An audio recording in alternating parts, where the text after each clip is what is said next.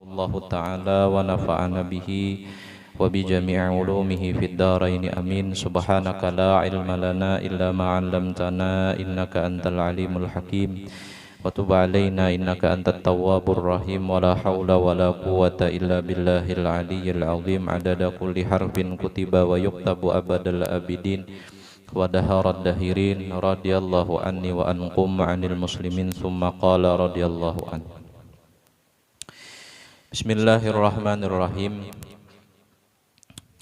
Firman Allah Subhanahu wa taala, fadzukuruni adzkurkum, yang artinya maka sebutlah oleh kamu akan daku, maka menyebut aku akan engkau. Atau yang artinya ingatlah oleh kamu akan daku, maka aku akan mengingat akan engkau.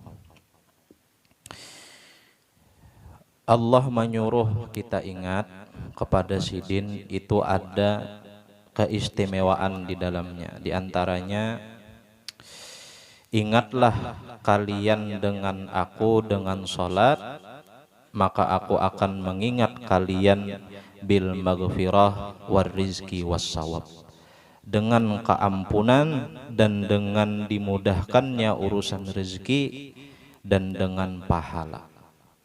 Nah, jadi kita mengingat Allah Subhanahu wa taala itu bisolah, dengan sembahyang.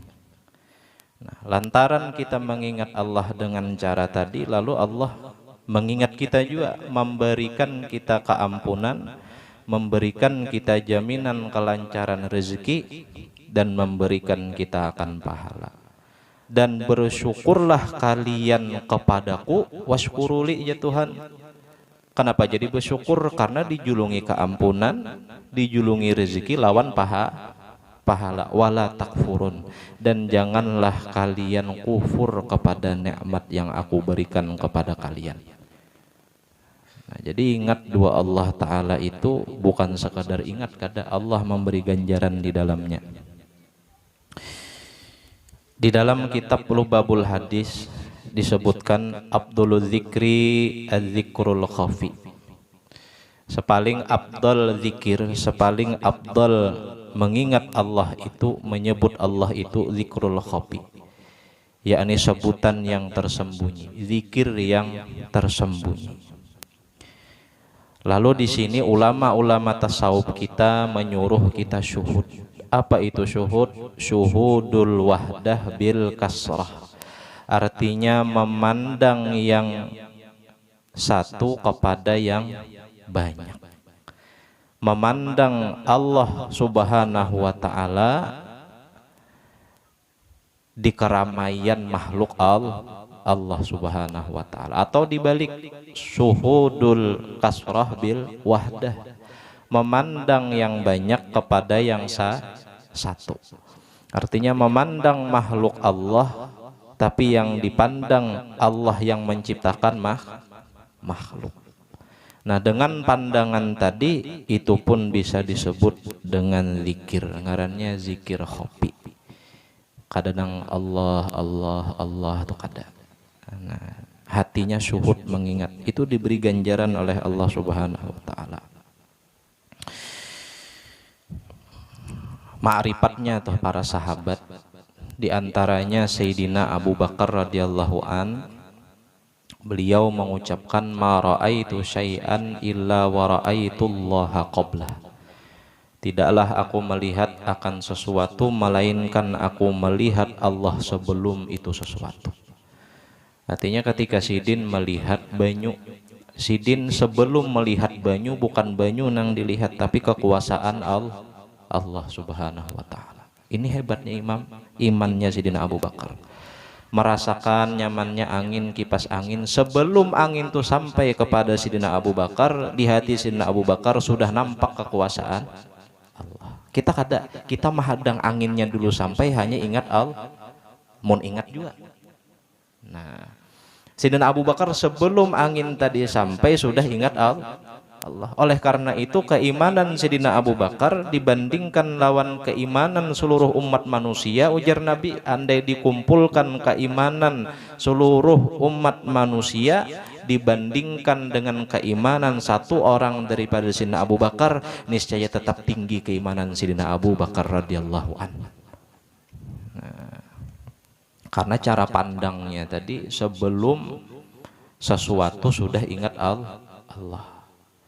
Normalnya kita, mbak sudah sakit hanya ingat gawian bangkrut, utang menumpuk, bini lari misalnya tak. Pas sudah utang ini numpuk lalu berdoa ingat lawan Tuhan. Sebenarnya hakikatnya orang tuh ketika inya datang dua Tuhan, inya kada ingat Tuhan tapi ingat hutang. Paham lah kira-kira lah. Jadi sebenarnya ingat kita dua Tuhan itu ada kait. Nah, jadi kita madahkan diri kita nih harat paling ingat Tuhan, kayaknya kada juga kayaknya. Bisi masalah misalnya, hanyar kita sembahyang hanya ingat Tuhan. Sebenarnya kita tuh kada ingat Tuhan tapi ingat masalah. Bah ingat masalah hanyar ingat Tuhan. Nah, Sayyidina Abu Bakar kada. Kita membawa masalah kepada Tuhan. Sayyidina Abu Bakar kada. Sayyidina Abu Bakar membawa Tuhan kepada masalah. Nah, jadi mun hendak kayaknya nyaman hidup kita nih membawa Allah di setiap masalah. Tapi kebanyakannya praktek hidup kita kada membawa masalah kepada Allah. Nah ini nangalih. Nah, jadi idealnya memang hidup kita nih kada kawa sempurna. Tuh kayak itu dah. Ngalih anak sempurna. Dahulu misalnya kada tenar lalu hendak terkenal. Imbas sudah terkenal hendak privasi. Tahu privasi lah, menutup diri. Kada sempurna. Dahulu miskin hendak sugih. Manakala sugih hanya sadar bahwa duit lain segala-galanya, bahkan inya kau bahagia dengan sesuatu yang sederhana. Dahulu bungol hendak pintar. Manakala pintar mau, kenapa jadi mau orang pintar nih hal nang sedikit-sedikit kin dipikirkan. Dahulu bujangan hendak bebini. Manakala sudah bebini mencari kebebasan. Nah jadi sebujurnya setiap solusi pasti mendatangkan masalah-masalah baru. Jadi kededa nangarannya solusi, satu-satunya solusi adalah menerima setiap ketentuan takdir yang Allah berikan kepada kita. Tapi pulang pertanyaannya gini, kayak apa inya hendak menerima ingat aja kada? Paham lah kira-kira lah. Nah jadi kita nih sulit membangun kesadaran dua Tuhan kalau kada ingat. Nah itu logika berpikirnya kayak itu kira-kira.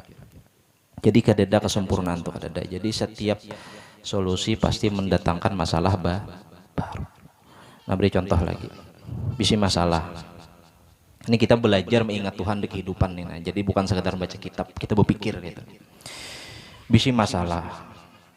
Pokoknya kadada orang yang bisi masalah segencang dari masalah kita. Bahkan jika dihitung-hitung tuh kita ini sakit pada kayap. Paham lah. Seakan-akan hidup di dunia ini kita yang paling sakit pada orang.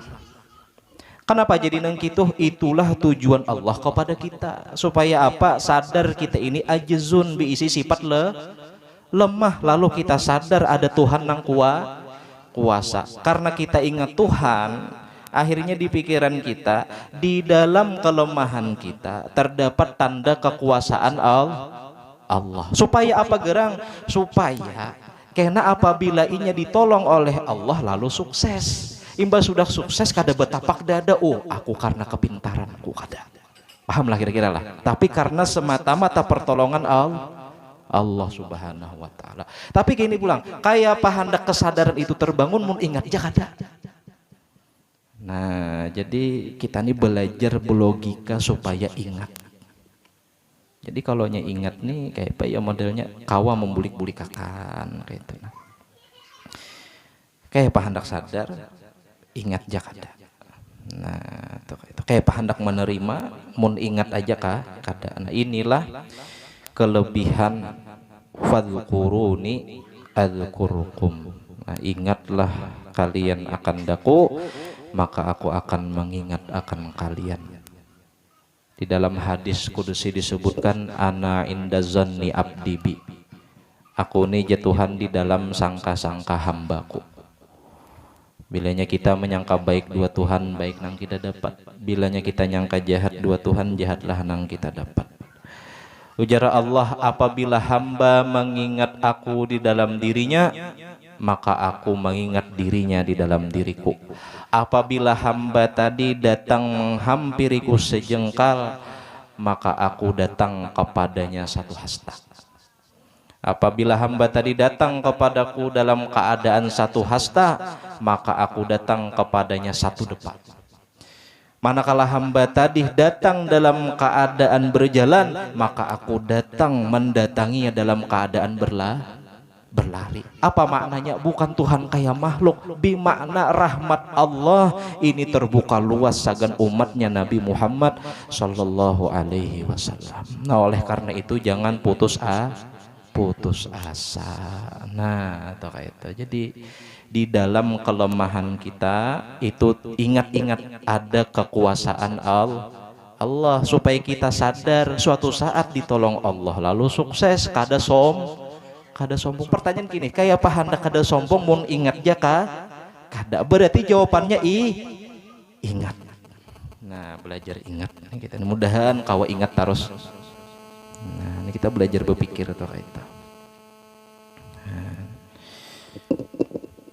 Nah, itu belajar praktek ngarannya.